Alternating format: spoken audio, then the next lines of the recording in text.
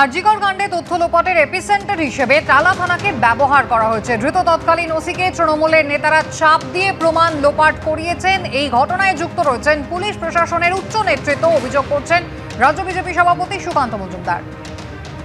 দিনে দুবার ব্যবহার করো স্টপেজ ক্রিম আর নিজেকে রাখো এভারগ্রিন কেয়াশেড আরোমা থেরাপি স্টপেজ ক্রিম আর খুঁজে পাও নতুন আমিকে। টালা থানা থেকে ব্যবহার করা হয়েছিল এপিসেন্টার হিসেবে এবং এই টালা থানাকে ব্যবহার করেছে। এবং আমি বলছি যে এই যে ওসি সাহেব তিনি ধরা পড়েছেন, তাকে নির্মল ঘোষ থেকে শুরু করে স্থানীয় কাউন্সিলর থেকে শুরু করে পুলিশ প্রত্যেকে দিয়ে এই কাজটা করিয়েছে।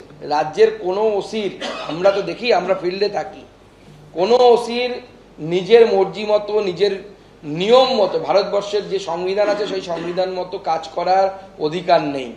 তৃণমূল কংগ্রেসের লোকাল নেতারা যা বলবে সেটা তাদের করতে হয়। বাড়ির চাকরের মতো ব্যবহার করে তৃণমূল কংগ্রেসের নেতারা। এক্ষেত্রেও তা হয়েছে এবং একে বলির বকরা করা হচ্ছে, স্কেপগোট করা হচ্ছে। পরিষ্কার কথা, উচ্চ নেতৃত্ব তৃণমূল কংগ্রেসের এবং তৃণমূল কংগ্রেসের যারা প্রশাসনিক সামলাতেন, অর্থাৎ পুলিশ প্রশাসনের টপ মোস্ট ব্যক্তি, তারা যুক্ত ছিল। মিছিলের আগে ধর্মতলা চত্বরে জমায়েতে নিষেধাজ্ঞা। জোড়া মিছিলে অনুমতি চেয়ে হাইকোর্টে মামলা দায়ের। ধর্মতলা অনুমতি দেয়নি পুলিশ, অভিযোগ তুলে হাইকোর্টে গেছে সিপিএম। আমাদের প্রতিনিধি সৌভিক মজুমদার এই মুহূর্তে রয়েছেন আমাদের সঙ্গে টেলিফোন লাইনে। সৌভিক, একদিকে হাইকোর্টে দ্বারস্থ হয়েছে সিপিএম, অন্যদিকে জুনিয়র ডাক্তাররা, তারাও মিছিলের অনুমতি চেয়ে হাইকোর্টে দ্বারস্থ। দেখো, দুটি সংগঠন তারা পৃথকভাবে কলকাতা হাইকোর্টের দ্বারস্থ হয়েছেন। প্রথমত সিপিআইএম এর বক্তব্য হচ্ছে তাদের ধর্মতলা চত্বরে এই কর্মসূচি আজকেই হওয়ার কথা ছিল, কিন্তু গতকাল তাদের পুলিশের তরফ থেকে জানানো হয়েছে যে ধর্মতলা চত্বরে 144 ধারা রয়েছে, ফলত সেই কারণে সেখানে কোনো ধরনের মিছিল, মিটিং বা সমাবেশের অনুমতি দেওয়া সম্ভব নয়। তারা এর বিরোধিতাতেই কলকাতা হাইকোর্টের দ্বারস্থ হয়েছেন, মামলা দায়ের করার অনুমতি দিয়েছেন এবং এই মামলা আগামীকাল শুনানি হতে পারে এমন সম্ভাবনা রয়েছে। কিন্তু সিপিআইএম এর আইনজীবীদের বক্তব্য যে এই কর্মসূচি আজকেই রয়েছে, ফলত আজকেই এই মামলার বিচার প্রক্রিয়া শুরু করা হোক, কিন্তু সে বিষয়ে এখনো চূড়ান্ত কোনো সিদ্ধান্ত কলকাতা হাইকোর্ট গ্রহণ করেননি। দুই হলো জুনিয়র চিকিৎসকদের সংগঠন, তাদের কর্মসূচি আগামীকাল রয়েছে এবং তাদের কর্মসূচিও ওই একই এলাকায় রয়েছে, অর্থাৎ ধর্মতলা চত্বরে রয়েছে, কিন্তু তাদেরকেও এখনো পর্যন্ত পুলিশের তরফ থেকে অনুমতি দেওয়া হয়নি। ফলত তারাও কলকাতা হাইকোর্টের দ্বারস্থ হয়েছেন, মামলা দায়ের করার অনুমতি দেওয়া হয়েছে এবং আগামীকাল এই মামলারও বিচার প্রক্রিয়া শুরু হতে পারে। অনুষ্কা, ধন্যবাদ সৌভিক। আরজিকর মেডিকেলের প্রাক্তন অধ্যক্ষ সন্দীপ ঘোষ এবং টালা থানা প্রাক্তন ওসি অভিজিৎ মণ্ডল, তাদের জামিনের আবেদন গতকালই খারিজ হয়েছে শিয়ালদা আদালতে। অন্যদিকে মাননীয় বিচারক তার পর্যবেক্ষণ, এই ধরনের গুরুতর অভিযোগ প্রমাণিত হলে বিরলতম অপরাধ হিসেবে সর্বোচ্চ সাজা হতে পারে। সেক্ষেত্রে এখন অভিযুক্তের জামিন দিলে তা অবিচারের নামান্তর হবে। আমাদের প্রতিনিধি প্রকাশ সিনহা এই মুহূর্তে রয়েছেন আমাদের সঙ্গে টেলিফোন লাইনে। প্রকাশ, জামিনের আবেদন খারিজ করে গতকাল কি পর্যবেক্ষণ মাননীয় বিচারকের?